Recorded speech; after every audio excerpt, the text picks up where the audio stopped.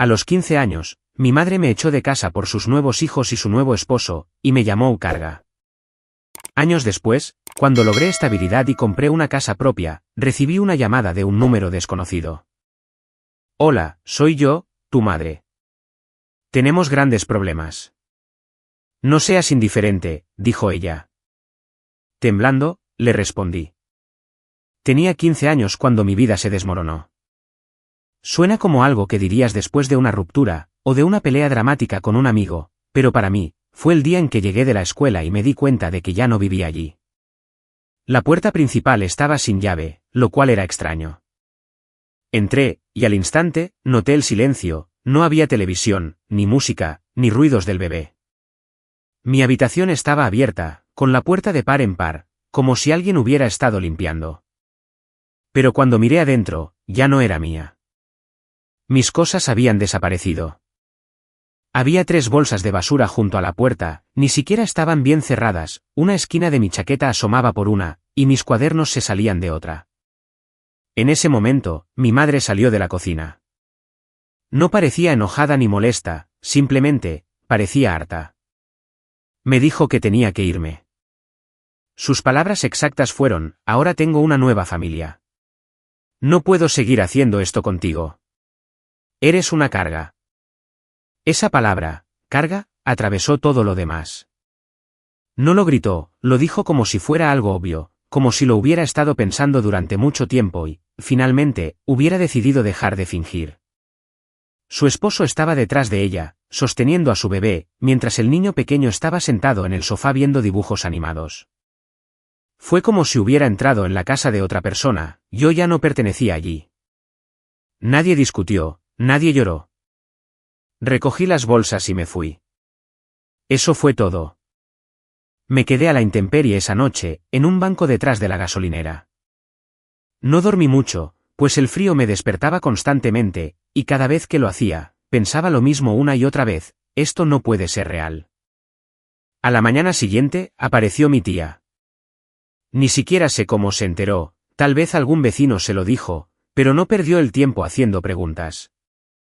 Me dijo que subiera al coche y lo hice. Todavía no había llorado. Su casa era pequeña y ruidosa, su esposo trabajaba de noche y ella criaba a 3 niños menores de 10 años, pero aún así, me hizo un lugar. No era solo un espacio en el suelo con un colchón viejo, sino un lugar real, donde sentía que debía estar. No habló mal de mi madre, solo dijo que podía quedarme todo el tiempo que necesitara. Ahí fue cuando empecé a cambiar. Al principio, sentía que solo estaba sobreviviendo. Me levantaba temprano, tomaba el autobús a la escuela y, después, me iba directo a un trabajo de medio tiempo, cuidaba niños, doblaba ropa en una tienda de segunda mano y, finalmente, terminé trabajando en la caja de un minimart. No ganaba mucho, pero ahorraba cada dólar que podía. Me prometí a mí misma que alquilaría una habitación al cumplir los 18, que sería independiente, que pagaría mis gastos y que nunca más volvería a depender de nadie. Pero no me detuve ahí. Empecé a prestar atención a cómo funcionaba el mundo, el crédito, el alquiler, los trabajos extra, las solicitudes para la universidad comunitaria. Todo. Aprendí a negociar precios, a declarar mis propios impuestos y a cocinar de forma barata, sin desperdiciar comida. Mi tía nunca me pidió nada, pero aún así, yo ayudaba. Compraba comida cuando podía, cuidaba a sus hijos y pagaba pequeñas cosas de la casa, aquello me hacía sentir que tenía valor de nuevo. Para cuando cumplí 19 años, ya me sentía 10 años mayor. No iba a fiestas, no tenía citas, siempre estaba trabajando, siempre ahorrando y siempre pensando 3 pasos por delante, porque sabía que nadie vendría a rescatarme. Pero no estaba amargada, estaba construyendo mi futuro. Y a los 21 años, hice algo que nunca pensé que podría lograr: compré una casa. No era grande, tenía 2 habitaciones, ventanas viejas y suelos que crujían, pero era mía. Tenía una llave que nadie me podía quitar. El día que me mudé, me senté en el suelo de la sala vacía y me quedé mirando las paredes. No podía creerlo. En ese momento, todo cambió. Ya no era la niña con 3 bolsas de basura, era Linda, de 21 años, propietaria. Pensé que tal vez ahora, finalmente, podría relajarme un poco. Quizás conocer a alguien, quizás vivir para algo más que la simple supervivencia. Lo que no sabía era que el pasado aún no había terminado conmigo. Tras comprar la casa, lo primero que hice fue sentarme en el suelo y mirar el techo. Sin muebles, sin decoraciones, solo mis llaves en el alféizar de la ventana y una bolsa de comida para llevar. Era un silencio tranquilo, no del tipo que se siente vacío, sino un silencio limpio y sereno, como si estuviera empezando de nuevo de verdad. Pero incluso entonces, no sentía que lo hubiera logrado. La gente piensa que hay un momento en el que tu vida da un vuelco y todo se vuelve fácil de repente, pero no funciona así. Las facturas seguían llegando, el agua caliente se acababa a veces y había noches en las que me quedaba despierta haciendo cálculos mentales, intentando estirar el presupuesto de una semana para que durara 10 días. Sin embargo, tenía una puerta que podía cerrar con llave. Tenía un espacio que nadie podía quitarme. Esa casa me crió de una manera en la que mi madre nunca lo hizo. Era vieja y terca, el fregadero goteaba sin importar cuántas veces lo arreglara, y la calefacción traqueteaba en invierno como si todo el sistema estuviera embrujado. Pero no me quejaba.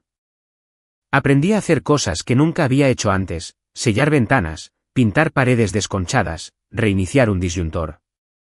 Todo lo buscaba en YouTube.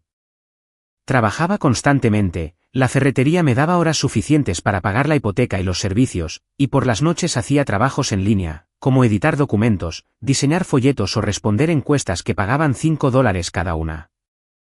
No vivía con lujos, pero tampoco me estaba hundiendo, y después de años de pasar penurias, aquello se sentía como un gran logro. Empecé a hacer pequeñas cosas por mí misma. Compré platos de verdad, encendía una vela antes de dormir solo porque hacía que la casa oliera a vainilla y canela, y empecé a escribir un diario, algo que no hacía desde la secundaria.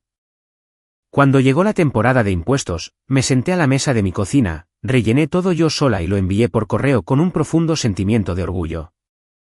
Seguía viendo a mi tía casi todos los fines de semana. Ella traía a los niños y ellos corrían por la casa como si fuera un parque de juegos. No me importaba si rompían algo, era mi hogar y ellos eran parte de la razón por la que lo tenía.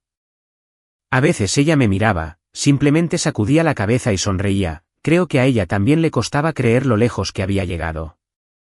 Pero, a decir verdad, a mí también me costaba creerlo. No me sentía como una persona exitosa, me sentía como alguien que simplemente había aprendido a vivir sin que nadie la sostuviera al caer. Incluso empecé a preguntarme si finalmente estaba lista para dejar entrar a alguien en mi vida. Nunca había tenido citas de verdad, hubo algunas personas en la escuela secundaria que mostraron interés, pero en aquel entonces yo estaba demasiado ocupada ocultando la verdad sobre mi vida. Más tarde, simplemente no tenía energía. Estaba trabajando, sobreviviendo, ahorrando. Las citas parecían algo que pertenecía a la gente que tenía tiempo que perder. Pero ahora, tenía espacio, no solo espacio físico, sino mental. Descargué una aplicación de citas solo para ver qué pasaba. Me hice un perfil, conseguí algunos contactos e intercambié mensajes algo incómodos. No salió nada de ahí, pero ese no era el punto. El punto era que podía hacerlo. Ya no era la chica que dormía detrás de la biblioteca. Y entonces, lentamente, la paz que había construido empezó a tambalearse. Comenzó con cosas pequeñas, un mensaje de alguien que no conocía, una chica que decía que había sido vecina nuestra hace años. Me dijo que había visto a mi madre recientemente, que se veía diferente y que había preguntado por mí. No respondí, no quería invitar a esa energía de nuevo a mi vida. Luego llegó otro mensaje, esta vez de una cuenta sin foto de perfil, con una pregunta corta y extraña, ¿es verdad que ahora tienes tu propia casa? Lo bloqueé, pero el siguiente fue peor. Llegó una tarjeta por correo, sin dirección de remitente. Adentro había una sola frase, escrita con una letra que no había visto en 6 años, has crecido tanto. Sin nombre, sin explicación, pero supe que era ella. Intenté ignorarlo, pero algo cambió dentro de mí. Se me revolvía el estómago cada vez que el teléfono vibraba. Empecé a revisar las cerraduras 2 veces por la noche, aunque nunca había tenido problemas en ese vecindario. Mi sueño se volvió más ligero, sentía que siempre estaba esperando que algo, o alguien, apareciera. Y entonces, un día, sucedió. Estaba preparándote en la cocina cuando mi teléfono se iluminó con un número que no conocía. Casi lo ignoro, casi lo mando directo al buzón de voz, pero algo me impulsó a contestar. La voz al otro lado hizo que se me helara la piel, pero te contaré lo que dijo en la siguiente parte. Aquel fue el último suspiro de paz que tuve. La llamada llegó un martes, a última hora de la tarde. Estaba temprano en casa porque el camión de reparto de la tienda se había retrasado y no había nada que hacer hasta el día siguiente. Acababa de prepararme una taza de té y estaba revisando una lista de muebles baratos que finalmente podría comprar, cuando mi teléfono se iluminó con ese número desconocido. Sin nombre, sin ciudad, solo números. Casi no respondo, pues no suelo contestar llamadas extrañas, pero algo me hizo aceptar. Tal vez fue el aburrimiento, tal vez el hábito, o tal vez el destino siendo cruel. Hubo un silencio al otro lado durante unos 2 segundos. Entonces, una voz que no había escuchado en más de 6 años pronunció mi nombre. Me quedé helada. Lo dijo 2 veces, como si estuviera asegurándose de que realmente era yo. Al principio no dije nada, mi mente se quedó completamente en blanco. Volví a estar en aquella acera a los 15 años, sosteniendo 3 bolsas de basura con mi vida entera, preguntándome cómo aquello podía ser real. Entonces ella dijo, «Soy yo, tu madre». Sonó extraño escucharla llamarse así a sí misma. Empezó a hablar rápido, antes de que yo pudiera responder. Dijo que no quería pelear, que no quería hablar del pasado, que solo quería explicar lo que estaba pasando ahora. Yo seguía sin decir nada, solo escuchaba. Dijo que las cosas habían sido difíciles últimamente. Su esposo, el mismo al que eligió por encima de mí, llevaba unos meses sin trabajo. Las facturas se acumulaban y su hija menor, mi media hermana, estaba a punto de empezar la universidad. Entonces llegó el verdadero motivo de la llamada, no podían pagar la matrícula. Intentaron pedir préstamos, dijo ella, solicitaron ayuda, pero no fue suficiente. Ahí fue cuando soltó la frase que me retorció el estómago, sé que te va bien ahora. Me enteré de que incluso compraste una casa. Estoy orgullosa de ti, de verdad. Pero tenemos grandes problemas y necesito tu ayuda. Por favor, no seas indiferente. No seas indiferente.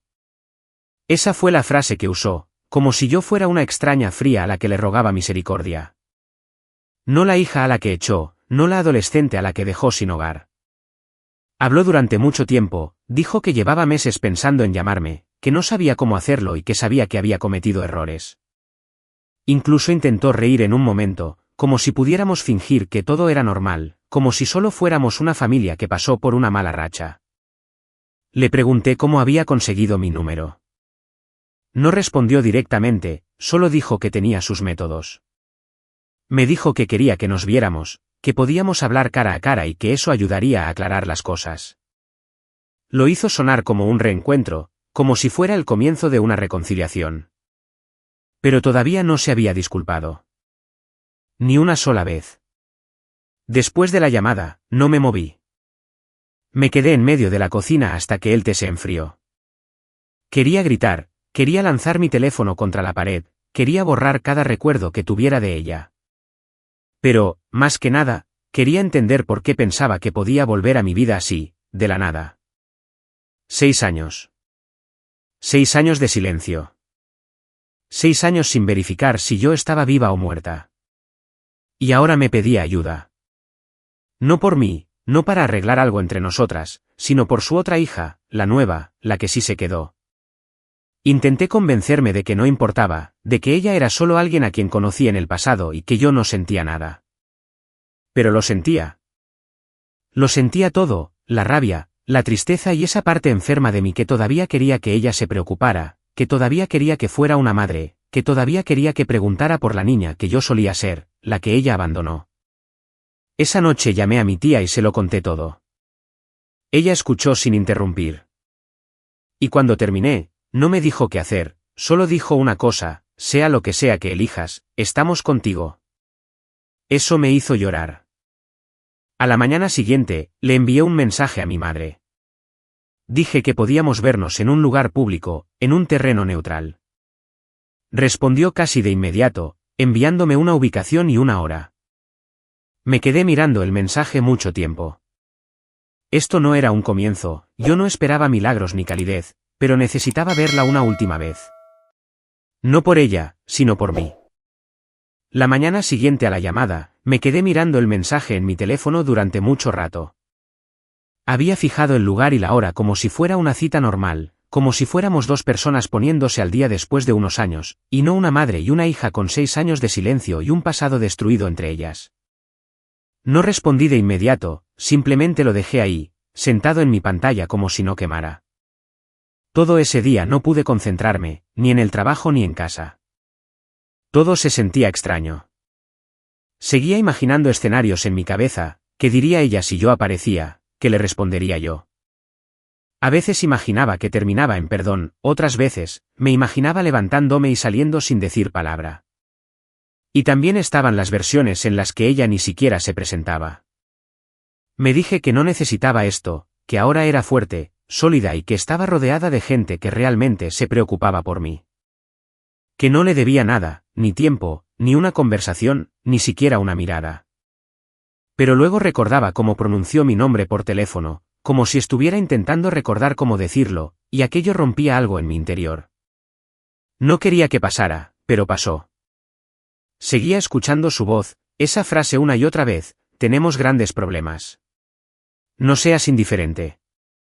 Yo no era indiferente, ese era el problema.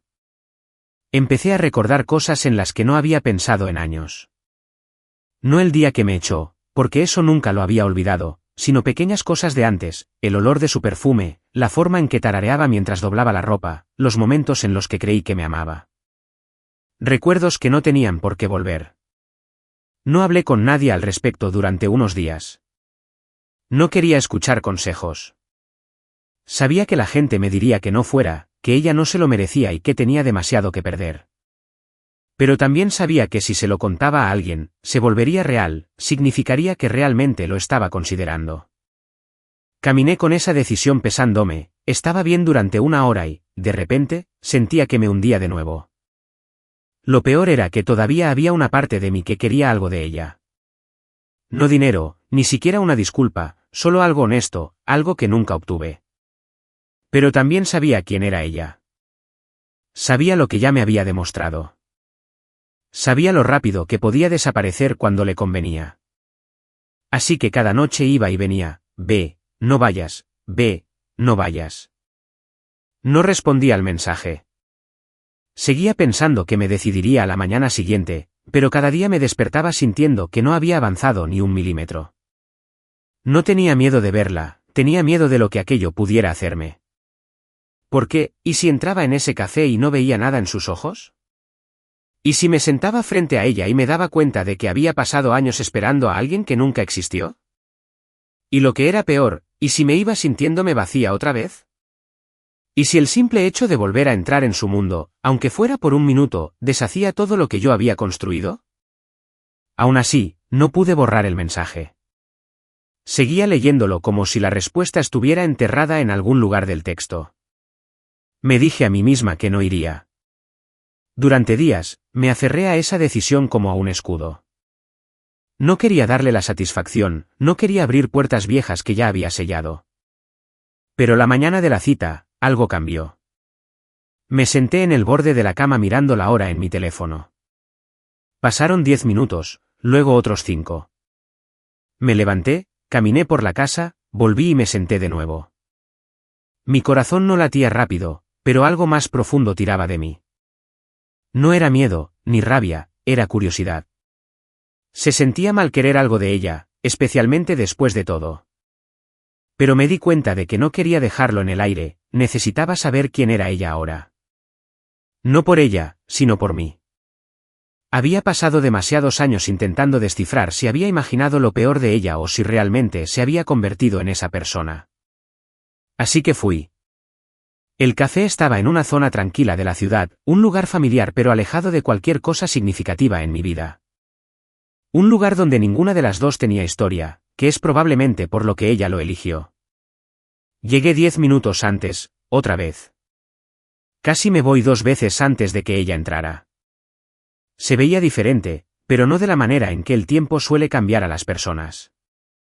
Se veía como alguien que había aprendido a recomponerse por fuera mientras mantenía ciertas piezas ocultas. Cuando me vio, sonrió, fue una sonrisa rápida, vacilante y un poco demasiado ensayada. Yo no le devolví la sonrisa.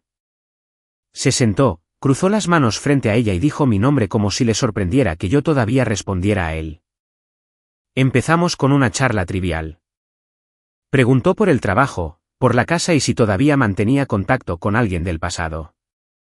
Respondí con frases cortas, medidas, con cuidado, no de forma fría, sino cautelosa, como si hablara con un extraño que supiera demasiado sobre mí. Entonces llegó el cambio de tono. Empezó a hablar de su hija, mi media hermana, sus planes universitarios, sus notas y lo emocionada que estaba por irse y empezar de cero. Luego, poco a poco, introdujo el verdadero motivo por el que estábamos allí. Dijo que la matrícula era más cara de lo esperado, que los préstamos no eran suficientes y que las horas de trabajo de su esposo eran inconsistentes. Habían hecho todo lo posible, pero simplemente no iba a funcionar sin ayuda externa. Entonces pronunció la frase que yo estaba esperando, pensé que tal vez podrías ayudar. No con todo, solo con una parte. Lo dijo como si fuera una petición razonable, como si tuviera todo el sentido del mundo pedirme apoyo después de haberme abandonado a los 15 años. No reaccioné, solo la miré. Ella siguió hablando, sin suplicar, sin disculparse, solo explicando y justificando. Incluso dijo que se sentía orgullosa de saber que me iba bien, como si mi éxito validara su decisión, como si abandonarme hubiera trabajado, de alguna manera, a mi favor. Fue entonces cuando comprendí algo. Ella no vino para arreglar las cosas, vino para ver si yo le resultaba útil. Le dije que había trabajado por todo lo que tenía, que nadie me lo había puesto fácil, que construí mi vida desde los escombros y que me había ganado cada centavo. Ella asintió lentamente y dijo que lo entendía. Luego hizo una pausa, miró hacia abajo y dijo algo que se me quedó grabado durante semanas: creo que aún no estoy lista para ayudarte. Salió de forma extraña, casi como si hubiera querido decir lo contrario. Le pregunté qué significaba eso, pero no me lo explicó, solo lo repitió en voz más baja. Me di cuenta entonces de que no había venido para reconectar conmigo, sino porque pensó que tal vez podría cambiar sentimientos por dinero. Pero al sentarse frente a mí y ver en quién me había convertido, se dio cuenta de que ya no tenía el control. No hubo disculpas ni confesiones, solo una retirada silenciosa y cansada. Ella se levantó primero, me dio las gracias por haber aceptado la cita y dijo que esperaba que lo pensara. Me quedé en ese reservado un rato después de que se fuera. No me sentía enojada, ni triunfante, solo cansada, como si finalmente hubiera llegado al final de un largo camino solo para descubrir que no llevaba a ninguna parte. Esa fue la última vez que la vi. Y, sin embargo, la historia no terminó ahí. Porque una semana después, llegó algo más, y esta vez, no era una petición. Una semana después de nuestra reunión, pensé que todo había terminado. Ella no había llamado ni escrito. Empecé a creer que tal vez se había dado cuenta de que no quedaba nada que pudiera quitarme. Pero entonces llegó la carta, sin dirección de remitente, doblada con fuerza y sellada con un trozo de cinta adhesiva, con mi nombre escrito con esa letra ligeramente torcida que recordaba perfectamente. La sostuve un rato, simplemente mirándola. Sabía que no iba a ser nada bueno. No la abrí de inmediato, la dejé en la encimera como si fuera una mala noticia que pudiera retrasar. 2 días después, finalmente la leí. Fue directa al grano. Decía que las cosas en casa estaban peor de lo que había admitido, que su esposo apenas trabajaba, que estaban atrasados con las facturas y que la ayuda financiera de su hija no bastaba para cubrir el primer semestre. Y entonces escribió: no tenemos más opciones. Eres la única que puede ayudarnos. Por favor, no nos abandones como si nunca hubiéramos significado nada para ti. Esa frase me detuvo en seco. La leí 2, 3 veces. Esa palabra, abandonar. La usó como si le perteneciera a ella, como si fuera yo la que se estaba alejando. No mencionó el hecho de que ella me había echado a los 15 años sin nada más que 3 bolsas de basura y silencio.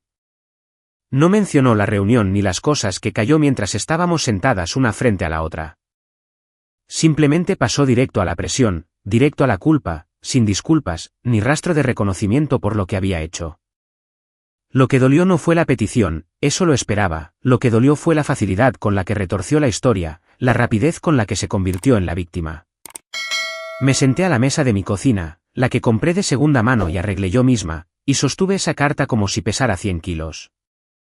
Y entonces, sin pensarlo demasiado, tomé un bolígrafo y escribí mi respuesta. No fue larga. Le dije que había trabajado por cada cosa que poseía. Que nadie me había apoyado en las noches en que lloraba hasta quedarme dormida en casa de otra persona. Que había construido una vida no basada en la comodidad, sino en la supervivencia. Y le dije algo más, algo que nunca había dicho en voz alta: esperé años a que volvieras, pero ahora que lo has hecho, te veo con claridad. No quieres una relación, quieres una transacción. Quieres volver a escribirme en tu historia porque te conviene, pero no voy a volver. Luego escribí la última frase con cuidado: por favor, no vuelvas a contactarme. Ahora somos extraños. Firmé, la doblé, la puse en un sobre con su nombre y no incluí mi dirección de remitente. Eché la carta en el buzón esa misma tarde y luego me fui a casa, apagué el teléfono y me senté en la sala, en la casa que yo compré, en el sofá que yo pagué, rodeada de cosas que nadie me dio excepto yo misma. No fue un momento de triunfo, ni hubo fuegos artificiales ni un cierre dramático. Fue simplemente paz, una paz silenciosa y serena. Por primera vez en mucho tiempo, no me sentí como alguien que había sido lastimada, sino como alguien que había sobrevivido y seguido adelante. Ya no más esperar una disculpa, ya no más preguntarme si ella cambiaría, ya no más pensar que tal vez algún día significaría algo para ella de la forma en que solía desearlo. Ella tomó su decisión hace mucho tiempo, ahora, finalmente, yo había tomado la mía, y no he vuelto a saber de ella desde entonces. Actualización. Ha pasado un año desde que envié aquella última carta. No he vuelto a saber de ella. Ni llamadas, ni mensajes, ni nada por correo. A veces me pregunto si alguna vez llegó a leerlo todo o si lo rompió después de la primera frase. Pero no me quedo en ese pensamiento por mucho tiempo, porque la verdad es que el silencio ya no se siente como abandono, se siente como libertad.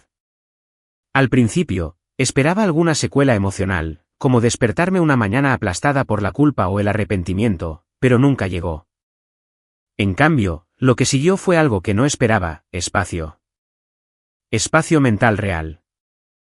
Espacio para pensar en mi vida sin tener que rastrearlo todo hasta ella. Espacio para imaginar cosas solo para mí. Desde entonces, muchas cosas han cambiado. Me han ascendido en el trabajo, ahora soy gerente. Tal vez no sea la gran cosa para el resto del mundo, pero para mí lo es todo. Finalmente siento que ya no estoy solo sobreviviendo, estoy construyendo algo sólido. También empecé a salir con alguien. Sucedió poco a poco y no forcé nada. Nos conocimos a través de un proyecto de voluntariado comunitario. Él no sabía nada de mi pasado al principio, y por una vez, no sentí que tuviera que contarlo todo de inmediato. Es tranquilo, sabe escuchar y, cuando le conté la historia, no la versión corta, sino la completa, no intentó arreglarlo. No intentó buscar explicaciones para ella ni decir cosas inapropiadas, simplemente me acompañó en ese sentimiento. Eso significó más de lo que pensaba. Mi tía sigue en mi vida, más presente que nunca. Sabe lo de la carta e incluso la leyó antes de que la enviara. Nunca me juzgó, solo me abrazó después y dijo: bien. Ahora sigue adelante. Y lo hice. Pero incluso ahora, de vez en cuando, tengo algún momento. Aparece de repente, no es tristeza, ni siquiera es duelo, en realidad. Es solo este dolor extraño y sordo por algo que nunca sucedió. No por la madre que tuve, sino por la madre que quería. Esa versión imaginaria de ella todavía aparece en mi cabeza a veces, la que vuelve sin pedir nada, la que se sienta frente a mí y dice: me equivoqué. La que me ve de verdad, no como un recurso ni como un problema, sino como a su hija. No sé si esa versión de ella existió alguna vez, tal vez solo vivió en mi mente. Pero he aprendido que puedes amar a alguien, y aún así, dejarlo ir. Puedes extrañar una versión de ellos que nunca apareció y seguir avanzando sin esperar más. Eso es lo que estoy haciendo, seguir adelante. Y honestamente, se siente bien. No es perfecto, no es fácil, pero es real. Y para mí, Después de todo lo que ha pasado.